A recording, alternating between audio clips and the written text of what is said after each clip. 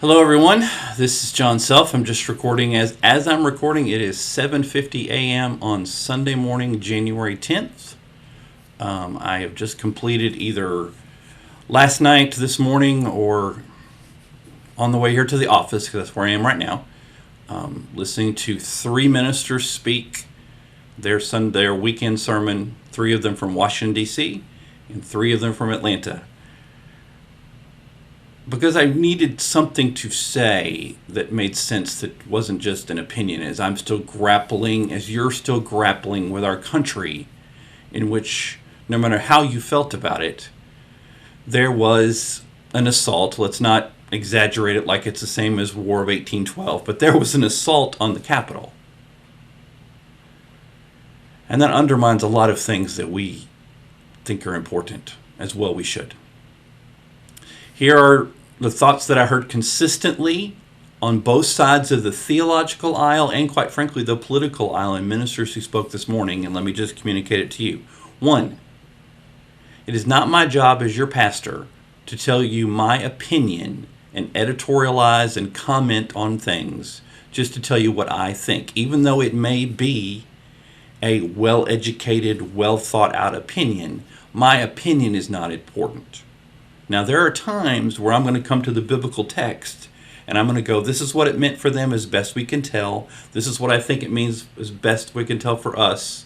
Well, that doesn't really apply to my situation. Well, in my best educated opinion, this is how it relates to you. That's different than, this is what I think should happen with our political structure.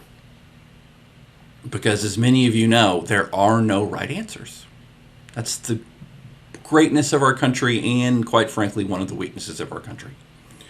My responsibility, as I understand it, as it has been explained to me in many different formats, and some of these I'm doing well, and some of these I need to do a better job of, and I've let the pandemic slow me down. It's my job to equip you to deal with these situations and know what you think and how you should act. It's my job to coach you through these, and it's my job to inspire you through these. And as the old minister phrase goes, that we talk about so much, that we've attributed to whatever famous minister we think it was. It's the minister's responsibility on the weekend to preach with the newspaper in one hand. I know we don't use newspapers, but go with me. And the Bible in the other hand. And how do current events affect our lives? And what did the biblical writers inspired have to say about that? Consistent theme that I would have said, and I believe will appear in the scribbles that I have made for the November 17th worship service sermon. Hint, hint, that's Martin Luther King Jr. weekend. Hint, hint, Martin Luther King Jr. finished his ministerial career as an American Baptist minister, who in the same retirement and life insurance program that I'm a part of as a part of American Baptists. The amazing thing is, a man named Jesus gave us an example. And it's my responsibility to remind you and myself, because it happens so easy, that your place you put following Jesus must always be ahead of the place you put in your political structure. Because as Martin Luther King has some amazing quotes that I'm sure will pop up in next week's sermon. Political structure has always let us down. There is no place in the world in which people are happy with their political structure.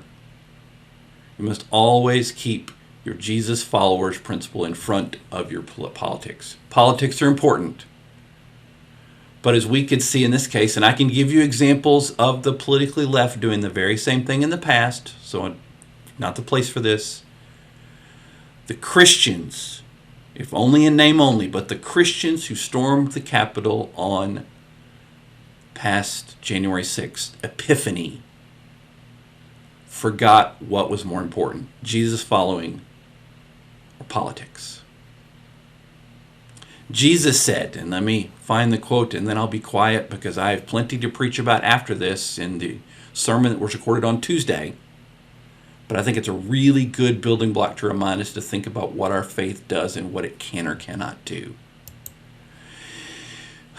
The disciples came to Jesus in Mark chapter 10, what we know in Mark chapter 10, and they were talking about what they should do. And Jesus says, in the phrase that is so amazing in Greek, "Not so with you," in Mark 10:43. "Not so with you. Whoever wants to become great among you must be your servant.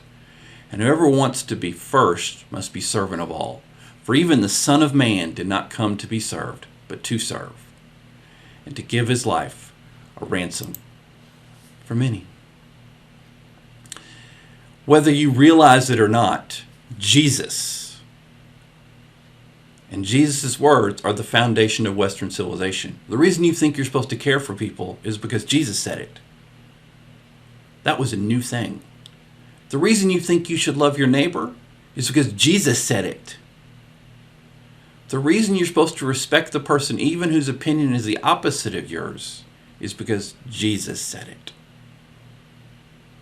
Maybe we should think about that. When we're watching our news and trying to figure out where our politics fits into this nightmare of divisive politics we experience today, and not let that make our faith more divisive. If you're watching this plausibly live, I assume this will get up on our Facebook page and our YouTube page around 8:30 or 8:45 this morning on Sunday morning. If you watch this before the 9:30 worship service, you'll know exactly what I mean. That we often let things that we shouldn't divide us. That's all. Some of you are waking up and you've had more caffeine than I have. I've had 2 sips of caffeine, so if I rambled a lot, I apologize. I'll be back on your screen at 9:30. Just so you know, we may be looking at moving our online worship service and our in-person worship service when we gather to that. We may be looking in the short term moving it to 9 o'clock to facilitate some of our Zoom meetings that are being productive. We may look at meeting for a little while in person, as the future joke will be in the worship service in a moment, and then taking a break and regrouping, just so you're aware of all those things. We are trying to do the best we can to be the church. Thanks for your support. And I guess I'll see you on the screen later. Bye.